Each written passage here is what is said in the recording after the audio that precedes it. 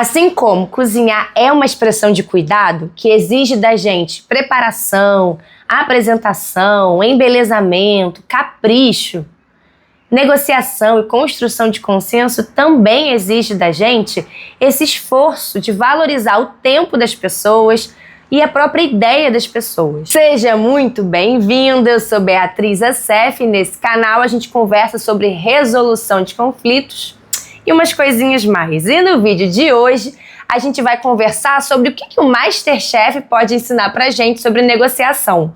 Mas antes, eu queria te pedir para você se inscrever aqui no canal, para que a gente consiga juntos fazer esse conteúdo chegar para mais pessoas e que a gente cause aí um impacto positivo. Bom, então se inscreve aqui no canal e bora lá!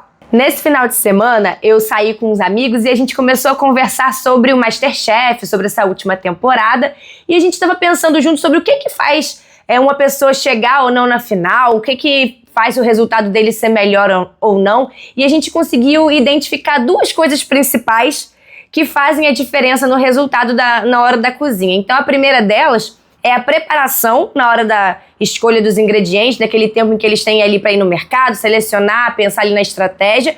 E o segundo ponto é a apresentação, o empratamento, como eles falam no programa. E o que eu vou te contar nesse vídeo é que isso tem tudo a ver com negociação. Vamos lá, no enredo do programa, os participantes recebem aquele desafio, né, de preparar tal coisa, e aí eles ganham um tempo para ir no mercado para selecionar os ingredientes. E costuma ser um tempo bem rápido, né, bem curto, em que eles têm que usar muita estratégia para pensar rápido sobre o que eles vão usar na hora da execução do prato. Às vezes eles fazem perguntas ali entre si para trocar umas informações, e eles trabalham também organizando o que eles vão usar e pegando itens extras para caso eles tenham ali que improvisar ou fazer alguma coisa que não estava no script. Essa etapa do mercado dá a eles a segurança de conseguir cozinhar bem, mesmo num ambiente de pressão. E o insight que a gente tem que tirar disso é que tudo que você deseja fazer bem é precedido de uma boa preparação. Então, se você vai correr uma maratona, você tem que se preparar. Se você vai dar uma aula, você tem que se preparar. Se você vai ter uma conversa difícil com alguém, você também tem que se preparar.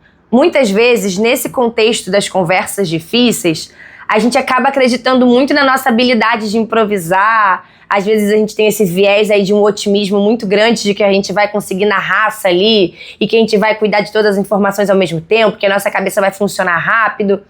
Mas a verdade é que isso atrapalha super os resultados, né? A gente, quando não entra numa mesa com um mínimo bem feito, a gente acaba se frustrando muito com os resultados daquela negociação, ou criando acordos, ou até não criando acordos. Eu li uma vez uma frase que dá uma resumida nesse pensamento, que é assim: falhar na preparação é se preparar para falhar. O nível de preparação que você coloca para fazer qualquer coisa é diretamente proporcional à qualidade do resultado que você vai alcançar. Não é também só sobre o resultado em si, mas a preparação garante que você vai não só valorizar o seu tempo, mas você também vai valorizar o tempo da outra pessoa. E isso foi um super assunto lá no meu Instagram essa semana.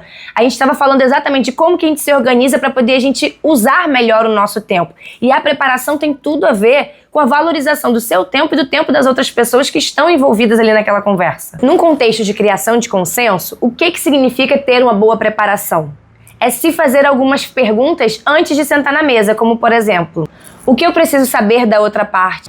Quais as suposições que eu estou fazendo que precisam ser checadas? Qual a melhor estrutura das minhas perguntas? Quais palavras transmitem melhor a minha mensagem?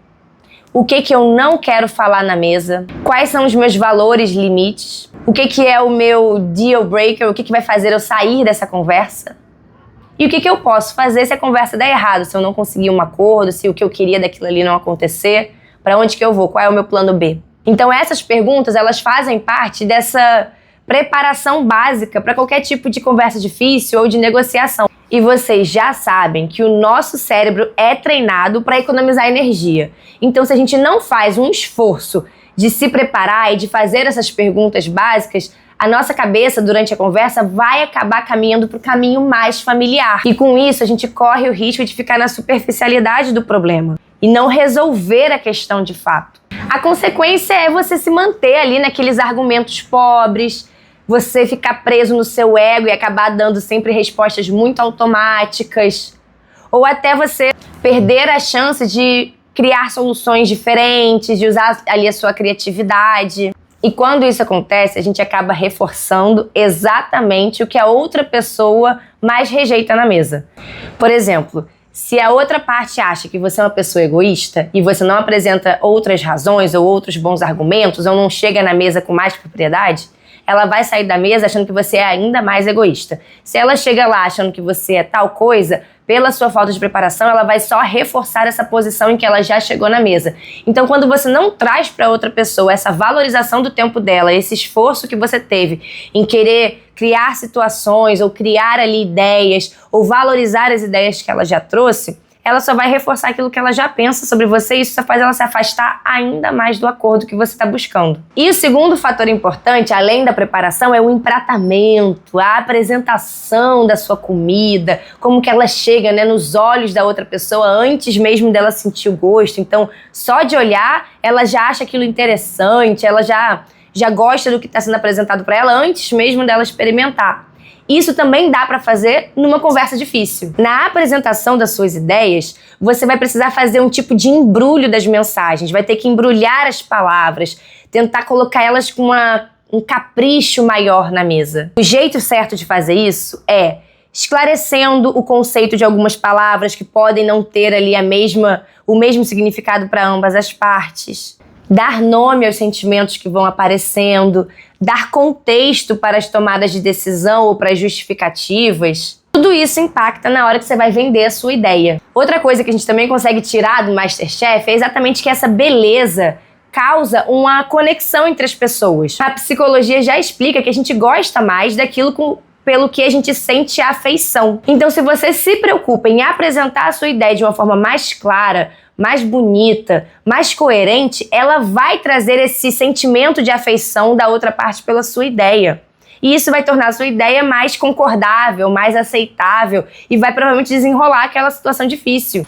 Bia, meu Deus, mas como é que eu faço isso? Tá bom, vou te ensinar. Quem ficou até o final desse vídeo vai ganhar de brinde uma estrutura do não positivo, que é a melhor forma de você, às vezes, dar uma notícia difícil, de você embrulhar uma negativa, de você falar para outra parte que você não aceita a proposta dela, com um bom embrulho da sua mensagem. A primeira etapa de um não positivo é você valorizar a pergunta ou a proposta da outra parte. E você pode fazer isso agradecendo pela pergunta e também parafraseando para você mostrar que você estava ouvindo. Por exemplo, fulano, muito obrigado por trazer essa proposta. Eu entendo que isso é muito importante para você, então queria te agradecer por ter trazido isso para mim. Eu não tinha conhecimento dessa informação. E do que você falou, eu entendi que temos aqui uma necessidade de fornecer tal coisa, garantir tal coisa, comprar tal coisa, vender tal coisa, e aí vai depender da situação. A segunda etapa é você trazer o contexto da sua negativa. Mesmo que o motivo não seja fortíssimo, mas as pessoas precisam ter um porquê das coisas.